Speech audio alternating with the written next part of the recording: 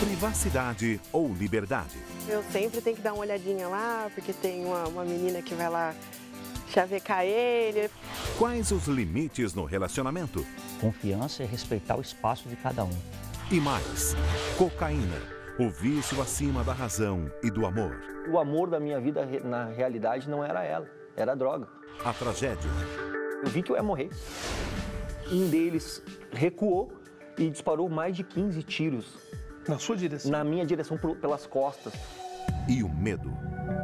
Eu orientei a minha nora a se separar do Cristiano porque era muita agressividade. Eu falei para minha nora, olha, se for para ver meu filho com as drogas, eu prefiro ver ele morto. Foi a primeira vez que você pensou no suicídio? Na verdade, eu tomei os remédios porque ele disse que quando ele chegasse em casa, ele ia me matar. Tomei a medicação para não sentir dor. Eu não queria sentir dor. Haverá saída para eles?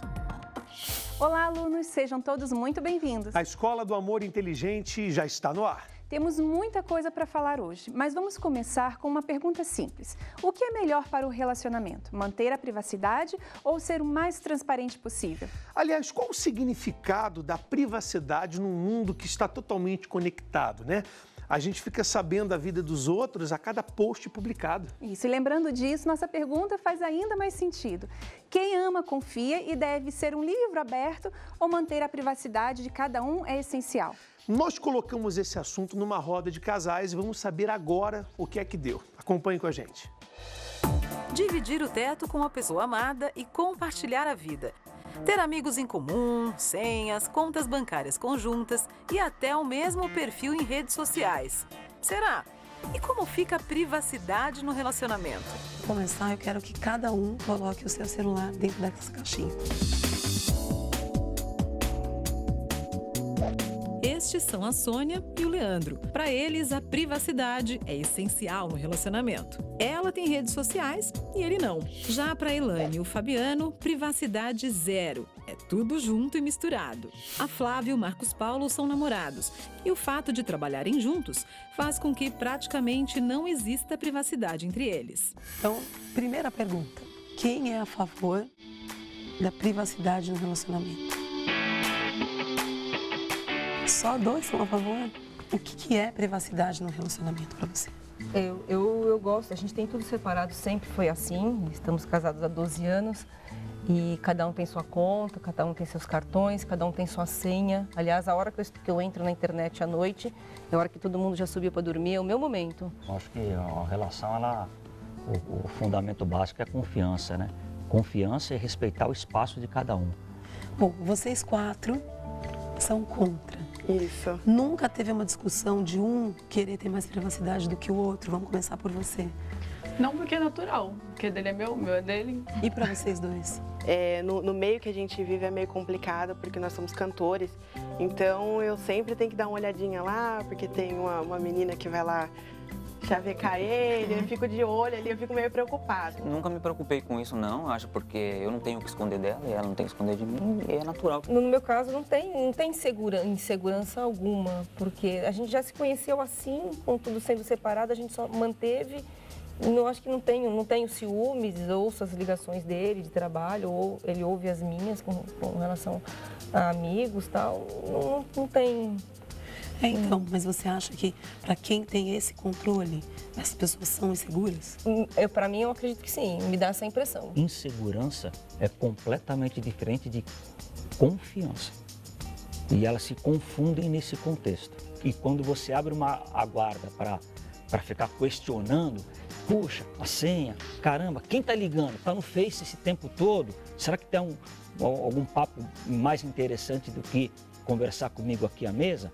Aí, isso é insegurança, né? E acaba comprometendo, né? Qual tipo de privacidade que você acha que você tem no seu casamento? O tempo que eu preciso para fazer as coisas que eu gosto, as coisas que me fazem bem, que não seja só cuidar da casa, do marido e dos filhos. É o meu momento. Às vezes, às 11 horas da noite, por exemplo, eu falo que eu vou correr. É o meu momento também de ver uma internet, de ver um curso, de aprender, de ler, de estudar. Se em determinado momento, um de vocês dois reclamasse ou pedisse um pouco mais de privacidade? Eu respeitaria, tranquilo. Você respeitaria? Até pelo fato que eu vi o nosso amigo aqui falando que ele é tranquilo. Se você tem confiança, não tem por que Também, eu acho que é relativo de cada casal. Tem maridos, até de amigas minhas que eu conheço, que tem um alerta lá no cartão de crédito. Tem cartão em comum, né? Só que quando um dos dois faz uma compra, geralmente a mulher apita lá. Fez uma compra e já veio o valor. Vocês têm isso? Apita no celular dele. É. Toda vez que eu compro. Jura? É complicado isso aí. Não tem, é Que eu quero zero, explicar né, quando eu vou pra quê? Quando eu chego em casa, eu explico porque eu gastei, entendeu? Mas já pitou no meio do caminho, ele já tá ligado. Eu, ai, Fabiana, tá mesmo. Ainda bem que eu não tenho. Isso, por exemplo, do cartão. Você não preferia que ele não te ligasse para perguntar, amor, o que você comprou? É só quando é muito alto. Aí eu sei que ele vai ligar. Eu, não, foi porque tinha. Mas eu não ligo, não. Porque não fica bravo, não. E vocês dois, têm isso? Nós somos todos separados, tudo é separado. E é ele que paga, porque só ele que trabalha. Mas aqui é o contrário, quando eu preciso comprar algo mais caro, ou para mim ou para as crianças, eu já levo o cartão dele, que dá para gastar mais. Há uns 3 anos atrás, nós tínhamos, no banco que a gente tem conta, esse sistema. E quando isso começou a acontecer, eu já logo pedi para cortar, para ela também ficar mais à vontade e não se sentir cobrada, né? Eu acho muita evolução, assim, de ser humano chegar e falar, não, pega... O cartão. Pode pegar o cartão e faça o que quiser. Eu não cheguei nesse nível, não. É difícil, ele também não faria, eu tenho certeza. Exatamente não. A gente sabe que privacidade e liberdade são coisas diferentes. Então eu quero entrar um pouquinho na questão da liberdade, no sentido de vocês se permitem, em algum momento, ter liberdade no relacionamento. E a liberdade que eu digo é, hoje, amor, eu vou jogar bola com os meus amigos, vou assistir o jogo na casa de um amigo e você não vai. Esse tipo de liberdade existe no relacionamento? Existe. Nós temos, eu faço isso sempre, Direto. inclusive com as minhas amigas, mas nós não temos aquela liberdade no sentido, tem coisa que não cabe no nosso casamento. Por exemplo, minhas amigas, a gente corre, elas correm, fazem maratona em outros países, outras cidades. E elas vão em grupo de amigas. Isso eu acho que não cabe no meu casamento. O único lugar que eu não curto muito ir, que eu deixo ela é shopping, loja, porque aí eu vou lá e fico... Mas daí ele não vai, e aí vai, ou vai minha mãe, Eu vai sento minha lá e fico sogra, aí a gente vai, faz um monte de compra, então, até porque se ele fosse, ele ia me atrapalhar muito. Então daí eu gasto Que aí eu encho o tranquila, saco. fico feliz. É o problema de meninas, atrapalharia né? bastante também, né? Fica a dica. Existe limite para a privacidade num relacionamento? Não. Ela disse que não, você disse que sim. Qual é o limite? Eu acho que eu tenho que respeitar determinada coisa que ela não goste dentro de casa. Até a questão vai que seja, não é o caso dela. Mas vamos supor que se ela não gostasse de tomar banho e eu incomodasse ela na vez que eu entrasse no banheiro. Se ela falasse que para ela é inconveniente isso, eu respeitaria e não entraria. Você tem lá uma amiga, ou você tem lá um amigo que está lá desabafando com você.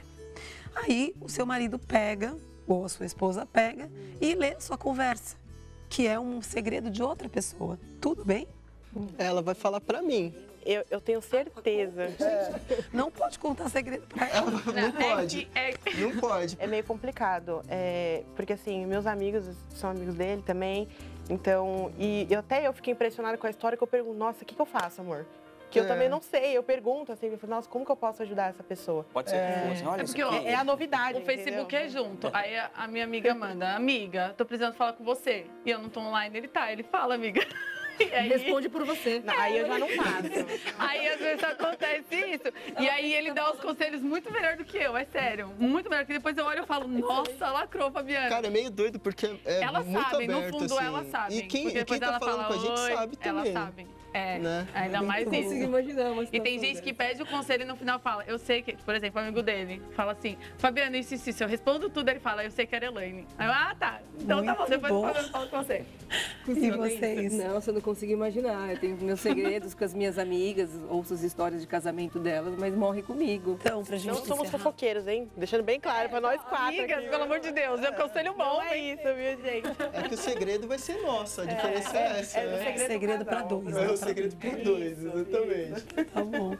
Bom, elas vão estar assistindo, elas já vão saber que tudo é compartilhado. Sim. Amiga, desculpa. Peraí, vamos comer a brincadeira. Ela sabe. Bom, então, pra gente encerrar, cada um pega o seu celular, nós vamos respeitar. E o de vocês, vamos trocar. Vamos trocar. E aí vamos ver o que cada um recebeu de mensagem, ver se você pode falar alguma coisa aqui. Misericórdia, vamos lá. Ufa, pelo visto, não tinha nada demais. É só grupo nosso, os dois, ó. Grupo dos amigos. A última mensagem foi do nosso assessor, o Fábio, que falou, já estou aqui na Record. Bons exemplos, né, desses 3 casais, e é fundamental que o casal esteja na mesma sintonia para saber usar a tecnologia com regras e limites, né, bem estabelecidas entre os casais, para que eles possam ter uma vida às claras, abertas, sem que haja problemas. Isso, a gente viu até o exemplo do primeiro casal, né, que eles têm a conta separada, né, mas há essa concordância entre eles. Então, eles falam da privacidade, mas há o respeito, e isso é importante, né, porque tem que haver a transparência, tudo bem se há a privacidade, mas que haja isso, essa concordância entre o casal, para que não fique aquilo assim, não, isso é meu e você não tem acesso. Aí não dá. Tem que haver bom senso e consenso, que é o que a gente viu aí, né? A gente não pode confundir privacidade com liberdade. Em um relacionamento saudável, existe espaço para que cada um cultive os seus momentos com respeito, sem que isso prejudique a relação do casal. É isso aí. Mas agora vamos para o nosso tema principal de hoje. Quando é que se está pronto para começar um novo relacionamento? O que passou, passou e vamos para a próxima. É isso. Muita gente acha que é assim, mas aqui na Escola do Amor, a gente sempre prova que isso não funciona. Se você não resolver os seus problemas, eles estarão junto com você para a próxima relação. Por isso, não baste ir trocando de parceiro, como fez o Cristiano, um dos nossos convidados de hoje. Junto com o Cristiano, a Juliane herdou uma coleção de problemas que marcaram o seu passado. Eles foram do mundo encantado do namoro às ameaças de morte em apenas 6 meses. O relacionamento deles só não acabou em mais uma tragédia anunciada, porque quando eles chegaram ao fundo do poço, eles procuraram ajuda e conseguiram virar a página. E eles vão contar pra gente como tudo isso aconteceu. Mas vamos primeiro saber quem é o Cristiano antes da Juliane, já que a bagagem dele era a mais pesada. Acompanhe. Minha infância foi uma infância tranquila. Vivemos e crescemos dentro de um lar em que nós não tínhamos dinheiro, mas tínhamos o amor, afeto. Eu sou muito ligado à minha irmã, a Adriana. Até porque desde a infância a gente é muito unidos. E também depois que eu tive todo um envolvimento com drogas, ela foi uma das peças fundamentais de que me ajudou muito, tentando fazer de tudo para que eu viesse a me libertar da vida errada que eu levava. A minha adolescência começou a declinar a partir do momento que eu comecei a me envolver com más companhias, né? Saindo para noitadas, para festas. Eu comecei a fumar cigarro, a beber. O primeiro relacionamento que eu tive durou em torno de 2 anos. Onde desse relacionamento eu tive uma filha. Foi um relacionamento frustrado devido a muitas brigas, discussões, desentendimentos, traições, mentiras. E tudo isso começou a gerar dentro de mim uma tristeza muito grande. Já no meu segundo relacionamento, eu carreguei a mesma bagagem do primeiro, porém numa proporção maior. Comecei a beber mais, saía, eu já não havia mais respeito, não havia entendimento. As mesmas traições do primeiro relacionamento existiram no segundo relacionamento. E aí então eu parti já para um terceiro relacionamento. Sempre precipitado, ansioso, na expectativa de querer ser feliz, eu atropelava tudo, eu fazia tudo do meu jeito. O fato de eu não conhecer a pessoa direito, eu já ia morar junto, então brigas, toda aquela mágoa que eu carregava no coração devido ao primeiro e o segundo relacionamento, eu não dava um tempo para limpar o meu coração. Eu já me envolvia direto, então isso já era automático, eu já externava essa raiva, essa mágoa, essa coisa ruim que existia dentro de mim no terceiro relacionamento, onde existiam brigas, traições, as mesmas bagagens do primeiro e do segundo, no terceiro então aumentou, foi o meu fundo de poço, foi onde eu vinha conhecer a cocaína. De repente eu estava novamente solteiro, infeliz e não acreditava mais no amor. E a outra personagem é a Juliane. Vamos saber quem é ela. Acompanhe. Minha infância foi uma infância tranquila, né? Eu só tenho um irmão, então nós vivíamos, eu, meu pai e meu irmão, muito tranquilos. Só que depois, quando eu fui para o 2º grau, aí eu comecei a ficar na fase mais rebelde, né? Não queria muito escutar a mãe, enfim, coisas de adolescente. Mas eu não tive muito tempo de adolescência, porque eu fui com 16 anos eu já estava iniciando na faculdade. Outra situação precoce que eu tive na minha vida também foi que eu engravidei, tive minha primeira filha com 17 anos. Foi uma situação bem complicada e eu estava para fazer o vestibular e meu pai, eu disse, agora eu não vou fazer mais. Meu pai disse, não, tu vai fazer, vai continuar a tua vida normal, a gente vai te auxiliar. O que mudou foi as responsabilidades, eu tive que aprender ser adulta com 16 anos. Depois, então, nós resolvemos, eu e o pai da minha filha, a gente resolveu, então, casar. Então, nós casamos, né? E depois, logo no final da faculdade, eu engravidei de novo, né? E aí, sim, nesse período, a gente foi morar junto. Aí, já tinha um pouco mais de experiência como mãe, né? Mas, como esposa, ainda não tinha aquela experiência, porque a minha vida se resumia a estudar. Mesmo com a minha filha, eu tinha minhas responsabilidades, mas eu não tinha responsabilidade de dona de casa. De cozinhar, de passar, de lavar. Não sabia nem fazer um arroz quando eu casei, nem um feijão nunca tinha feito na minha vida. Meu casamento já não estava numa fase muito boa devido às questões de tempo, de organização da vida, dos nossos propósitos ser diferentes. E nesse período, a gente teve um período separado de 6 meses. Já estava no processo de separação, já no juiz, na frente do juiz lá. E a gente resolveu retornar. A gente retornou com a expectativa, mas no momento da emoção, muito sentimento, sabe? Nada com a razão. Então a gente voltou e eu engravidei de novo, 3º filho. Achei que aquilo ia resolver, mas na verdade não resolveu. Quando ele tinha um ano e pouquinho, a gente acabou separando, cada um foi para um lado. Aí de repente me vi solteira, com meus filhos, com uma nova vida pela frente, né? E com uma frustração muito grande, porque eu fiquei casada há bastante tempo, quase 16 anos casada, e de repente vai tudo por água abaixo. Juliane e Cristiano, sejam bem-vindos ao programa.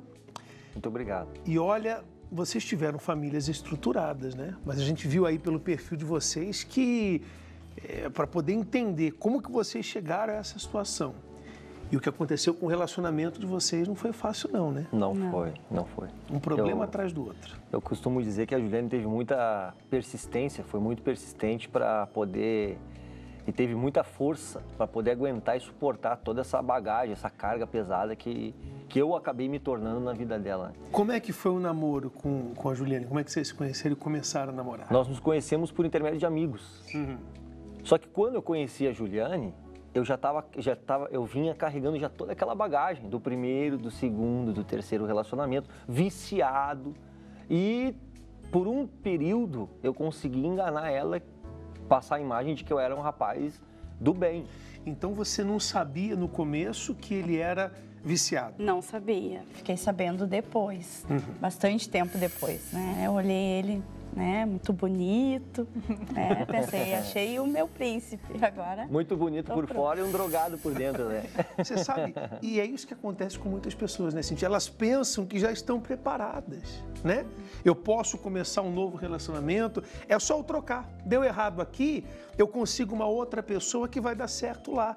E é sempre assim, na maioria dos casos as pessoas falam o seguinte, não, com ele é diferente. Isso. Não, o que eu sinto quando eu estou com ele é diferente do que eu sentia quando eu estava com outro. Aí termina, vai para um outro relacionamento e diz a mesma coisa. Não, com ele é diferente. Não, ele é diferente, ele me trata diferente, ele pensa diferente. E ela vai colecionando fracassos. E uma coisa interessante que ele também falou, que é lindo por fora, no exterior, mas no interior, assim, acabado, né? Cheio de problemas. Cheio de problemas. E normalmente, quando a pessoa ela inicia o namoro, é claro que ela vê primeiro o exterior, mas para ali.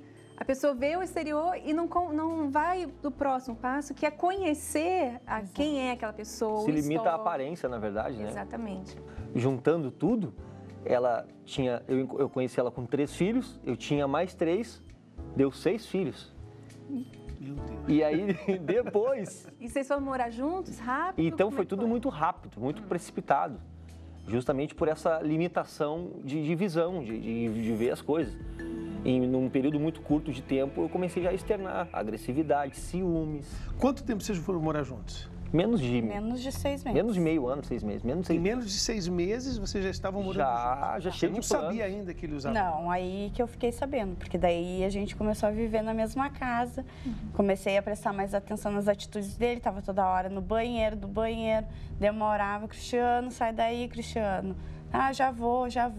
Saía, voltava, ele era muito inquieto, começou a ficar ansioso. E aí eu disse, tem alguma coisa errada. Qual droga que você usava? Eu usei cocaína. Eu usei num período de 7 a 8 anos. Viciado? Muita droga eu usei, muita droga. Bebida, cigarro. Esse período que você ficava no banheiro, você estava cheirando cocaína? Sempre. Sempre? Sempre. Sempre. Constantemente. Eu não podia ter dinheiro na minha mão que eu gastava. E foi aí que começou as frustrações entre nós dois. Porque ela se casou, se juntou, vamos dizer assim, na expectativa de ser feliz, de constituir uma nova família, de recomeçar tudo de novo.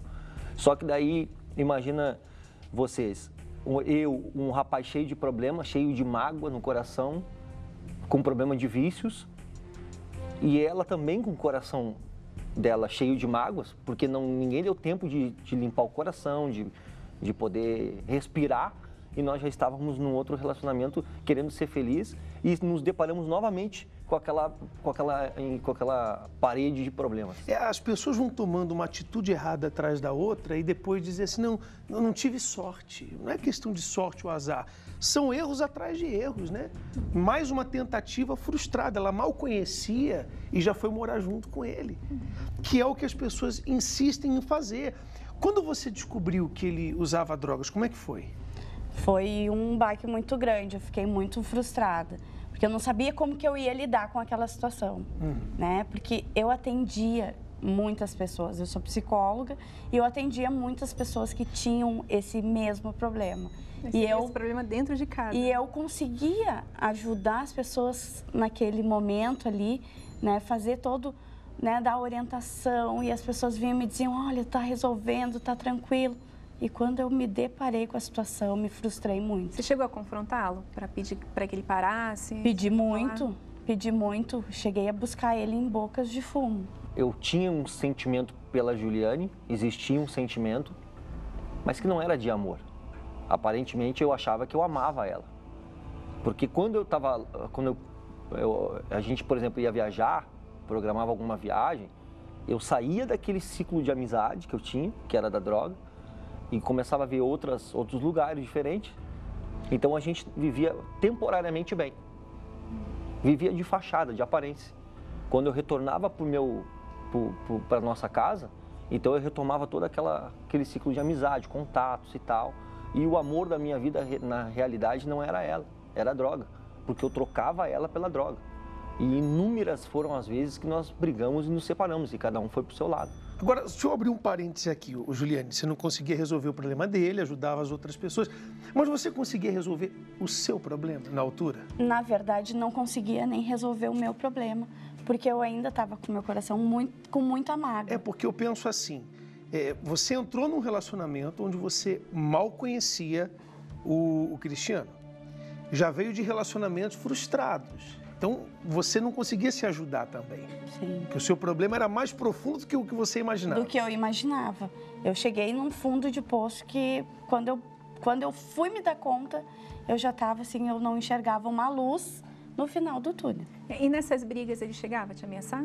Várias vezes. Me ameaçou várias vezes de morte. De morte? De morte. Não só ameaçava verbalmente, como agredia ela fisicamente. Agredia ela fisicamente, eu perdi a noção de tudo. Aos olhos de muitas pessoas, um covarde. E eu Mas você não tinha o controle, né, daquela Eu perdia, eu saía da casinha, assim, eu perdia o controle mesmo. Eu me tornava agressivo por ciúme. Qualquer olhar dela já era motivo para eu desconfiar. É por essa situação que vocês ficavam se separando, idas e vindas. Idas e voltas constantes. Os atores Fernando Sampaio e Juliana Killing vão encenar um dos momentos críticos que eles viveram.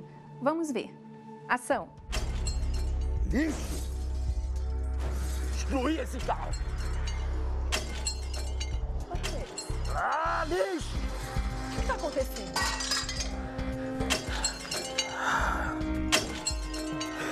Quebrar tudo!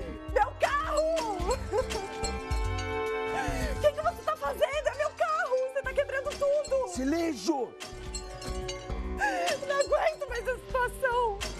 Não aguento mais isso! Todos os dias é assim, tá quebrando meu carro todo! Lixo! Todo esse lixo aqui eu vou quebrar tudo e destruir! Lixo! Lixo! Se ele tá fazendo isso ali, imagina o que ele vai fazer quando chegar aqui em casa! Não, eu não aguento isso! Juliane! Não! Juliane, cadê você? Ei, você viu o que eu fiz, Juliane? Você não deve ter visto, né? Porque você devia estar dormindo. Você tá dormindo, Juliane? Para! Agora você vai ficar acordada. Vai ficar acordada! Para de gritar! Para de gritar! Você vai Solta! acordar as crianças! Para! Olha pra você. Ai. Você tá perdendo o controle. Você perde a noção quando você se chapa, pelo amor de Deus. Não faz mesmo. isso. Eu estou chapado mesmo. Eu quero quebrar tudo mesmo. Essa droga de vida, isso não é jeito de se viver. Não é. A minha cabeça aqui, ó. A minha cabeça não para. Ela não para um segundo. Eu não consigo dormir. E você também não vai dormir. Você vai ficar acordada comigo. Acordada comigo. Você vai ficar acordada comigo aqui agora. Eu já tô acordada. Você vai ficar acordada. Não tem como dormir com essa barulheira toda. Não tem. Ai. Eu já tô acordada. Por favor, olha. Para com isso. Eu já tô acordada. Eu já tô. Olha pra você. Desde quando você tá assim? Desde que horas você tá usando drogas? Olha pra você. Não dá pra continuar na situação. Eu não aguento mais isso. Eu não aguento. Você perde a noção toda vez que você se chapa. Olha o seu estado. Cala essa boca! Cala a boca! Essa droga vai acabar com a nossa vida! Mas ouvir os seus sermões! Eu quero falar! E você vai ficar calada! Calada! Eu vou falar com você agora! Tá ouvindo? Você vai ficar calada, porque é a sua obrigação ficar calada e eu falo. Tá ouvindo? Você entra Fica aqui, calada. você grita e é minha obrigação Mulher ficar te chata. ouvindo. É minha obrigação ficar te ouvindo. Pensa no que você tá fazendo, pensa. Você quer que eu quebre mais tenho alguma medo coisa? de você. Quer que eu Eu tenho quebre mais medo de alguma você. coisa? Olha pra você. É só um minuto, eu quero Não, tudo aqui. não. Eu quebrei tudo ali, ó. Fica calma, eu vou te ouvir. Vem aqui, calma. Fica calmo. Ai. Olha a nossa situação. Fala alto, você olha a nossa situação, olha o que você tá fazendo. Você quebra o carro, você quebra a casa. Que mulher desgraçada. Chega! Eu vou te ouvir. Calma. Me escuta, vamos conversar. A cena é forte, né? Bem forte. Haviam agressões físicas, não? Demais. Muitas. Muitas. E foi assim mesmo, como vocês viram? Foi assim mesmo. Disso pra mais, eu acredito. Disso pra Muito mais. mais. Muito mais. Muito mais. E vocês assistindo uma cena assim, vocês estão vendo de fora agora o que vocês passaram. Como que é ver isso? Porque É muito forte, assim, eu olho e eu fico pensando, eu não sei como é que eu aguentei tanta coisa. Depois disso que a gente viu, vocês voltaram a morar juntos? Voltamos a morar juntos e a situação não mudava. Como é que foi esse retorno? Você pediu perdão? Era sempre a mesma ladainha. Era, tu me perdoa, não vou fazer mais. Vou mudar. Eu vou razão da minha mudar. vida. Tu é a mulher da minha vida, eu te Essas amo. declarações. Vamos viajar, vamos programar uma viagem. E aí, então, essas palavras bonitas alimentava o ego dela e criava uma expectativa nela de que eu ia mudar. Só que isso foram inúmeras vezes e nunca houve mudança. E realmente, quando nós íamos passear e sair daquela rotina ruim, a gente vivia como o casal mais feliz do mundo. E por que você tinha tanto ciúme dela? Você era uma paranoia? Era uma Paranoia, porque... Para ter uma ideia, assim, que até no próprio questão das redes sociais, Facebook, WhatsApp, nossa, o Facebook foi um dos maiores problemas que nós tivemos. Nós não sabíamos administrar uma rede social, um Facebook, um WhatsApp ou um Instagram, porque qualquer coisa era motivo de briga. E confesso que eu sempre tive minha parcela de culpa, de erro, eu contraí amizades erradas, né? E então eu contribuía muito para que esse ciúme existisse, não só da minha parte, como dela também. Mas as nossas brigas geravam em torno disso, ciúme, bobeira. Houve algum tipo de traição? Ou virtual? Eu traí ela já. Eu traí ela. Eu pegava várias conversas dele no Facebook, porque eu mexia, esperava ele dormir e eu pegava o celular dele e eu ficava louco, assim, né? Quando eu descobria que ela mexia. Tanto é que até senha eu comecei a colocar. Ele colocou senha. E eu não sei como, de repente, numa dessas chapação que eu tinha, eu não sei como é que ela descobria. E depois eu ficava me perguntando, assim, me questionando, como assim? Mas de repente eu... Dizia que eu era hacker. E, quer dizer, você saía do sério com ela porque ela via os seus erros na rede social? Nas redes sociais. Minhas conversas que eu buscava um casamento, eu buscava ser feliz. Mas as minhas atitudes não condiziam com o que eu queria. Era justamente o que eu ia perguntar, porque vocês voltaram, está tentando fazer dar certo, mas não contribui com nenhuma atitude para que de fato dê certo o relacionamento de vocês. Eu trocava ela pelas amizades. Você aceitava isso por quê? O que passava na cabeça da Juliane nesse momento? Ele vai mudar? Era o quê? Eu tinha uma certeza que ele ia mudar, eu tinha essa certeza. Mas eu estava numa situação que eu já não aguentava mais. E na cena que passou, que os atores fizeram, nessa cena que ele não deixou dormir, isso não foi só uma vez, foram várias vezes. Ele fazia eu ficar sentada com ele, eu não usava droga, nunca usei droga, mas ele fazia eu ficar sentada ali. Ficava com ele ali e foi em uma dessas noites, né, que eu digo que foram as noites mais horríveis da minha vida, que eu vi na televisão sobre as palestras. Nós vamos agora a mais uma situação vivenciada aqui pelo Juliano e pela Cristiane, onde os nossos atores, a Juliana e o Fernando, vão nos ajudar novamente, mostrando essa cena onde fica claro o ciúme doentio do Cristiano. Acompanhe. Ai, amor, fazia tanto tempo que nós não tínhamos um dia tão lindo como hoje. Praia, sol, sem brigas. Também gostei, meu amor.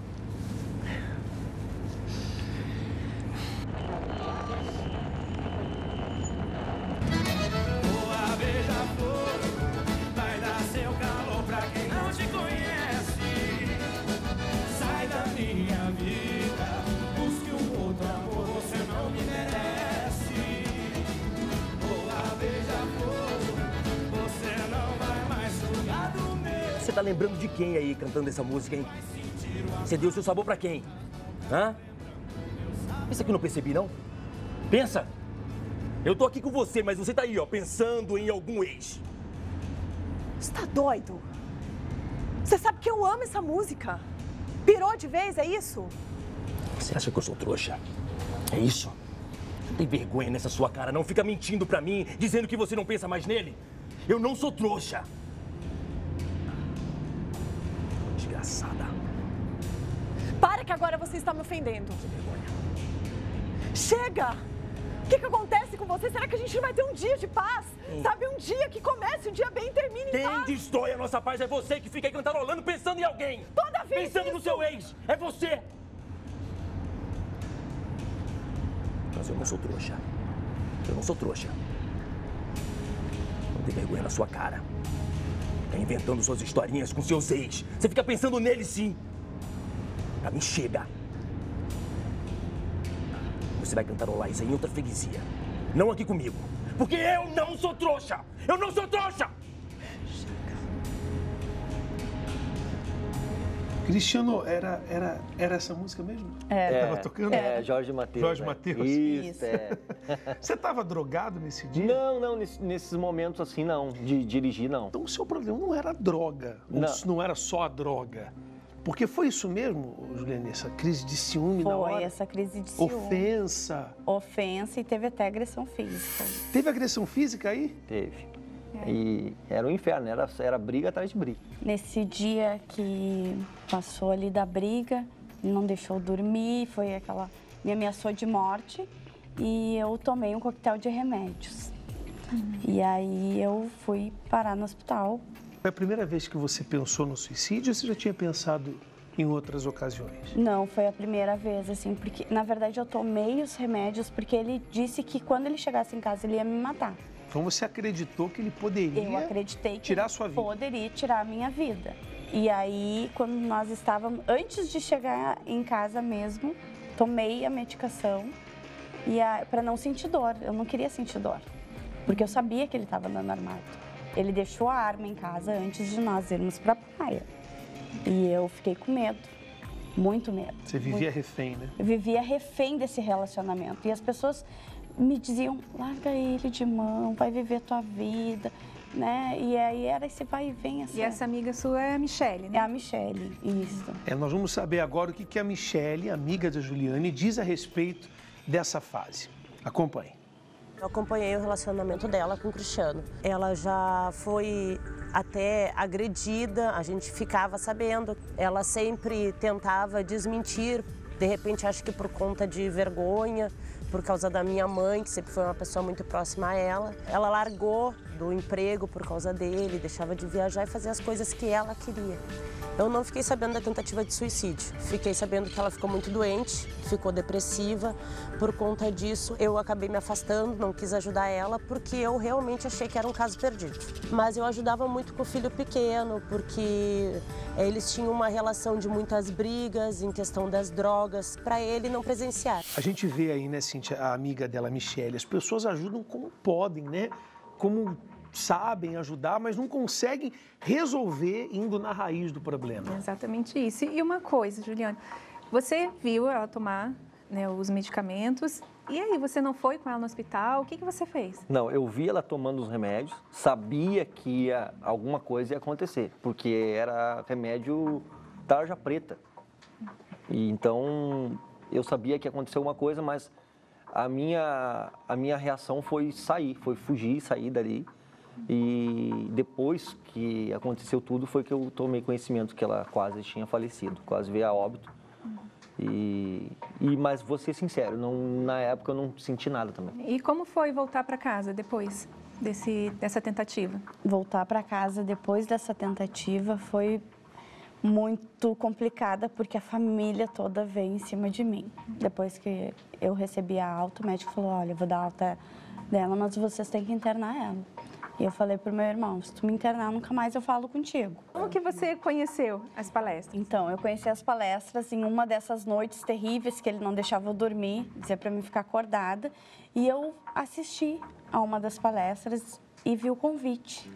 Eu vi o convite e eu disse, bom, minha vida do jeito que tá não pode continuar. Eu literalmente quase tinha perdido minha vida, né? Pensava nos meus filhos, na minha família, eu disse, não quero mais essa vida para mim. Quando eu cheguei nas palestras, eu vi que eu estava fazendo tudo errado, porque eu sempre fui uma pessoa muito independente, sempre fui muito independente. Meu pai me criou, né? Ele dizia, não, você tem que estudar, você tem que ser independente, tem que ter sua renda, né? Não pode depender de homem, e eu cresci com aquilo, né? Então eu cresci com aquilo e ele falava A, eu falava B e eu não sabia escutar. E eu queria sempre que a última palavra fosse a minha. Eu era autoritária, eu queria mandar. Até porque eu vinha de um relacionamento onde eu sempre tive que ter esse papel mais ativo. Do primeiro. E então, quando eu cheguei, o Cristiano ele sempre dizia pra mim, 2 homens não dá certo. Ele dizia pra mim, 2 homens não dá certo. Né? Então, tu quer falar mais que eu, mas eu sempre queria ter a última palavra. E aí, indo nas palestras, eu comecei a ver que eu estava fazendo tudo errado. Eu disse, poxa, eu tenho que mudar. Você começou a ir sozinha, né? Sozinha. Comecei sozinha, fazia os convites para ele, não ia. E eu disse, e agora, né? E eu disse, eu vou ter que mudar também, eu vou ter que fazer a minha parte. Mas o principal que aconteceu, indo nas palestras, foi o que aconteceu, a transformação que aconteceu dentro de mim. Eu comecei a me valorizar. O que eu não consegui resolver com a psicologia, aqueles problemas, aquelas mágoas todas, eu consegui resolver através das palestras, porque eu me descobri, pai, eu tenho força, eu preciso mudar, eu não quero essa vida para mim, eu quero mudar pelos meus filhos, eu preciso passar alguma coisa de bom para os meus filhos. Minhas filhas já estavam crescendo, adolescentes olhavam, poxa, minha filha mais velha nem falava mais comigo. Ela disse, se tu voltar nesse relacionamento, eu não falo mais contigo. Minha filha chegou nesse ponto comigo. Então, isso me doía muito. E eu disse, não, eu preciso mudar. E eu comecei a observar que ela começou a me tratar diferente. Coisa que ela não fazia. Porque quando ela chegava em casa, praticamente ela chegava com 2 ferraduras e me soltando nas patas, assim, né? Me ignorando e brigando. Ela era o homem da casa. Então eu dizia para ela, 2 homens juntos não vai dar certo, nós vamos acabar brigando. E ela gritava, falava mais alto do que eu. E indo nas palestras eu vi uma mudança nela, comecei a ver uma mudança. Mas mesmo assim eu ainda não conseguia me libertar daquelas atitudes ruins, erradas que eu praticava. Havia orgulho da sua parte? Muito orgulho, muita prepotência, muita arrogância. Eu achava que eu era o dono da razão. Tô certo. Tô certo, ponto final. Típico de quem tá errado. É. Não reconhece. Ele queria ostentar para os outros aquela aparência mentirosa, aquela fachada que não existia. Mas olha só que interessante. Sempre tem que acontecer algo para a pessoa chegar no limite para buscar ajuda. Parece o dela que não foi tão fundo ainda, né? O dela foi a tentativa de suicídio. Quando ela ficou face a face com a morte, despertou. Preciso de ajuda, viu as palestras, mas você também ficou face a face com a morte, né? Eu fiquei. Conta pra gente. Foi uma situação, foi o meu fundo de poço. Eu acabei indo buscar droga e eu sabia que ela estava na palestra. Ou seja, ao invés de eu estar buscando junto com ela uma reconstrução de uma vida para nós dois, eu estava dando vazão para o erro de novo. E foi onde eu me deparei numa situação que a gente pensa que nunca vai acontecer com a gente. E eu cheguei para comprar droga e deu uma guerra de traficantes. E eu estava comprando a droga assim nessa distância que nós estamos. E chegou 2 rapazes e fuzilaram o traficante que estava me vendendo droga na minha frente, a olho nu. E eu fiquei olhando assim e eu não acreditei naquilo. Eles chegaram atirando? Atirando assim, atirando. E aí o traficante se curvou assim, né? E eu vi aquela situação e eu entrei num pânico na hora, foi tudo muito rápido. E eu me lembro que eu entrei num corredor assim, que é um beco, e saí gritando assim, meu Deus, me ajuda. E aí um deles recuou e disparou mais de 15 tiros. Na sua direção? Na minha direção, pelas costas, para tentar me matar. Eu não tinha nada a ver com o tráfico, né? Eu era um usuário de droga, eu estava na hora errada, no local errado. Ao invés de estar com a minha esposa nas palestras, eu estava buscando droga.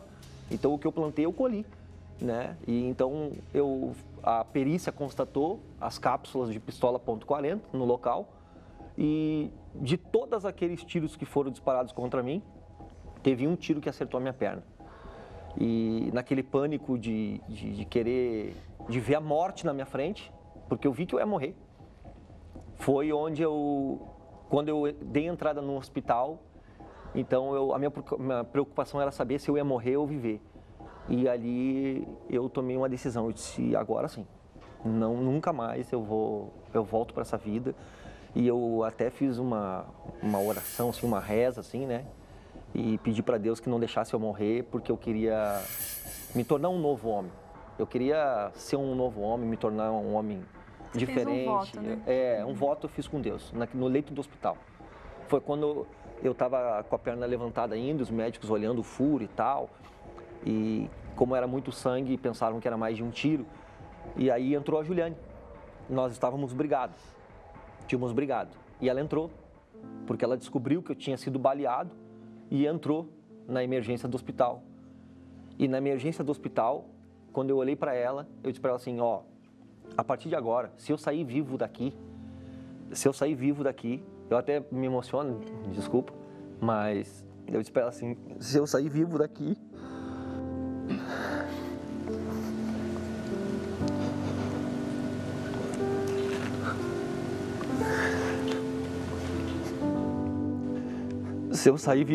nós vamos casar. Nós vamos casar e eu não quero mais ser esse homem que eu tô sendo pra ti até hoje. Então o médico veio e disse pra mim assim, olha rapaz, tu teve muita sorte, porque tu tomou um tiro que era pra ter esfacelado o osso da tua perna. E esse tiro só cruzou a tua perna, na verdade. E eu disse pra ela, a partir de agora eu vou sair daqui e eu quero mudar de vida. Eu quero ir no mesmo lugar que tu tá indo. E eu quero recomeçar, eu quero que tu me perdoe tudo que eu fiz por ti. As agressões que eu te batia. Ela tem marca no nariz dela ali, de que eu quebrei o nariz dela também. Então eu quero jogar tudo isso na lata do lixo. E eu quero recomeçar contigo. Se tu me perdoar e tu aceitar, mas eu quero fazer tudo certo, conforme eu já tinha escutado na palestra. Eu quero casar contigo, eu quero fazer tudo certo, eu não quero mais ficar amigado, juntado, nós vamos fazer tudo certo. E era justamente o que ela mais queria ouvir. A gente vai colocar o seu pai falando, o depoimento do seu Reginaldo falando, mas antes de colocar eu queria dizer uma coisa. Você vê, né, Cíntia? Ele teve que ficar numa situação de face a face com a morte para tomar uma atitude. Tem pessoas que não chegam a esse ponto, né, de estar diante da morte, mas estão diante da situação da morte do casamento, da morte da família, né? Está acabando, está sendo destruído. Você não pode esperar o pior acontecer. Você vê o que ele disse? Eu tomei uma atitude, é agora. É o que você tem que colocar dentro de você. Eu posso mudar sim a minha vida. Eu posso mudar sim a minha história. O que eu tenho que fazer é trilhar o caminho que eles trilharam. A orientação que eles receberam, porque foi isso que mudou. A gente já vai falar mais a esse respeito, mas vamos ouvir o depoimento do seu Reginaldo depois do tiro que o Cristiano levou. Com a família é muito difícil ter um drogado na família. E a gente não aceitou esse comportamento dele. Eu orientei a minha nora a se separar do Cristiano porque era muita agressividade.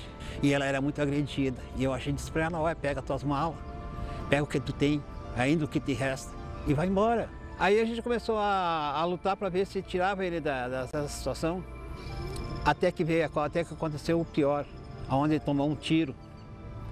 E eu achei como eu tinha dito para minha nora, eu falei para minha nora, olha, se for para ver meu filho nas drogas, eu prefiro ver ele morto. Eu sabia que por isso ia acontecer, porque a vida de um drogado é duas coisas, na cadeia ou então na morte. E nesse tiro foi que veio a mudança. E graças a Deus eu fui pai de um drogado e o pai de um recuperado. É duro, né? Ouvir isso de um pai, eu prefiro ver o meu filho morto do que na situação que ele está vivendo. É verdade. E quase que ele me viu morto, na verdade, né? Quase teve que me enterrar. Mas graças a Deus a gente conseguiu reverter essa situação, mas graças às palestras. Se não fossem as palestras, hoje eu não estaria aqui falando com vocês. Isso é certo. Isso é fato. Não estaria aqui. Porque a Juliane sofreu muito e além do sofrimento que ela carregou, ela também lutou muito. Ela persistiu. Aos olhos de muitas pessoas, ela persistiu no erro. Aos olhos de muitas pessoas, ela persistiu no erro e era considerada como uma burra. Mas ela persistiu, encontrou a porta certa e aí foi onde as coisas, então, tomaram rumos diferentes, senão hoje teriam... Talvez não estaria nem eu aqui e talvez nem ela, né? Esse momento que vocês viveram, né, nessa retomada de consciência, nós também gravamos aqui no estúdio com os atores, né? E eles vão nos ajudar nessa última cena que marca toda essa decisão que o Cristiano teve em mudar quando voltou do hospital. Vamos lá. Oi, meu amor. Eu sei que já se passaram 5 minutinhos do seu remédio. Me desculpa, tá? Imagina, 5 minutos não vai fazer diferença.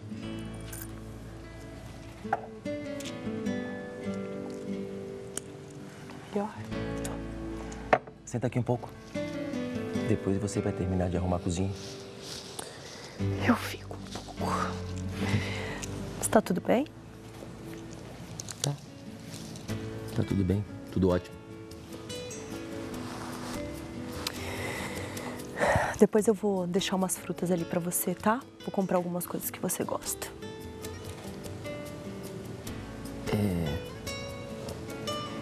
Eu quero te falar uma coisa muito importante. Você lembra quando eu estava lá no hospital? Tá tudo valendo. Era tudo verdade. Eu quero que tudo seja diferente. Eu quero mudar. Eu vou mudar, eu não quero morrer, eu quero que a gente seja feliz. Você não sabe o quanto é bom ouvir isso de você.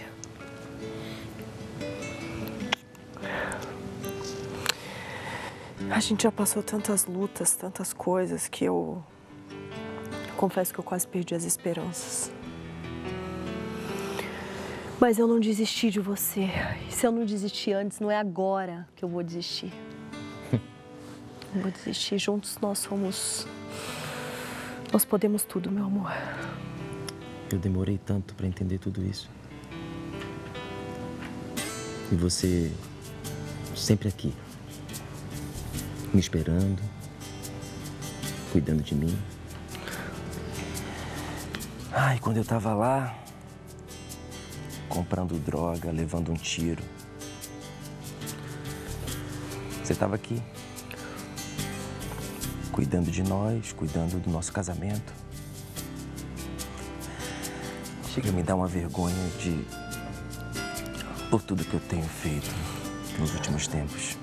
E aquilo que eu te falei lá no hospital, é isso mesmo, tá? Pode procurar os documentos, ver data, porque nós vamos nos casar. Sério isso?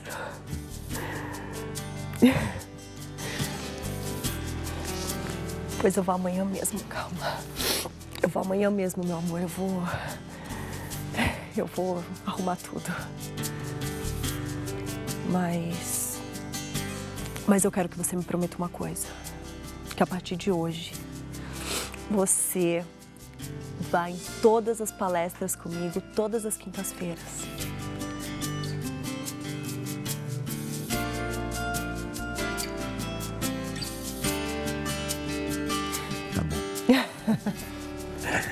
Fechado, nós estamos juntos nessa pra sempre. Te amo. Pra sempre, viu? Queremos agradecer então aos atores da Record TV, a Juliana e o Fernando, por ajudarem aqui a mostrar essas vivências dos nossos entrevistados, né, Cíntia? Muito mesmo, parabéns, viu? Muito sucesso para vocês. Mas antes queria fazer uma pergunta. Teve alguma cena que foi difícil para vocês fazerem? Olha, eu acho que a cena que o Cristiano chega drogado em casa é muito forte, assim, porque a pessoa tá muito sem noção do que tá fazendo, né? Então parte pra cima, pra agressão praticamente, né? E as coisas que ele fala pra ela mexeu comigo, assim. E aquela coisa, né? Ação tem reação, então você deu um certo medo, né? Você pensa, nossa, a gente tá entregue aqui mesmo. Eu sentindo medo, que eu acredito que ela devia sentir. E ele com a agressividade de uma pessoa que está completamente transtornada, né? Pelo uso das drogas e tudo mais. Olha, muito obrigado mesmo pela participação de vocês. Muito sucesso aí. Obrigada. Obrigado para vocês Cristo. também. Uma alegria muito grande estar aqui com vocês, de verdade. Que alegria nossa recebê-los aqui também. Precisamos nos chamar. Muito obrigado. Tchau, tchau. Que diferença, na verdade, da primeira cena para essa última cena, que em vez de terminar em briga, terminou em beijo. É verdade. Foi uma mudança radical. Quando ele falou no hospital, eu não levei muita fé. Não acreditei muito. Não acreditei muito. E nós estávamos separados quando ele tomou o tiro, mas eu continuava buscando por ele, lutando pelo nosso relacionamento. E aí a irmã dele, né, quando eu cheguei no hospital, ela falou pra mim, eu vou precisar que tu me ajude a cuidar dele. Daí eu disse, tá bom. E aí eu fui no outro dia, que foi essa cena que eu cheguei lá, e aí ele falou pra mim, que eu te falei ontem, tá valendo, né? Como é que foi pra você ouvir isso? Nossa, eu nem acreditei. Uma vitória, né? Uma vitória, foi uma vitória muito grande. E foi tudo muito rápido, assim. Ele disse, não, pode ver tudo, e foi tudo muito rápido. Tanto é que do dia que ele tomou o tiro até o nosso casamento deu 1 mês e 5 dias. Estava decidido. Eu casei de muleta. Foi verdade, né? Foi de muleta. Porque eu penso assim, você era uma pessoa decidida para aquilo que era errado. Você falou que não tinha tempo ruim para encontrar a droga. Então agora que está certo, tá no caminho certo, tem que ser decidido também. É verdade. E foi a decisão que eu tomei e a Juliana está aqui para testemunhar que realmente eu não voltei atrás. Honrou o voto. Honrei o voto que eu fiz no leito do hospital com Deus. E tive, claro, fissuras, reações normais de uma pessoa que está abandonando um vício, né? Mas eu lutei e a prova de tudo isso é que eu tô aqui. Tô aqui Há quanto livre. tempo que vocês participam das palestras? Já há 2 anos e meio já. Como é que é o relacionamento hoje de vocês, o novo Cristiano? O novo Cristiano hoje, ele é meu amigo, ele é meu companheiro, ele me ajuda em tudo. A gente conversa muito, a gente tem uma relação de confiança um no outro muito grande. Essas questões de Facebook, WhatsApp, procurar coisas no celular, isso não existe mais. Nós temos a nossa conta conjunta, ele sabe o que eu recebo.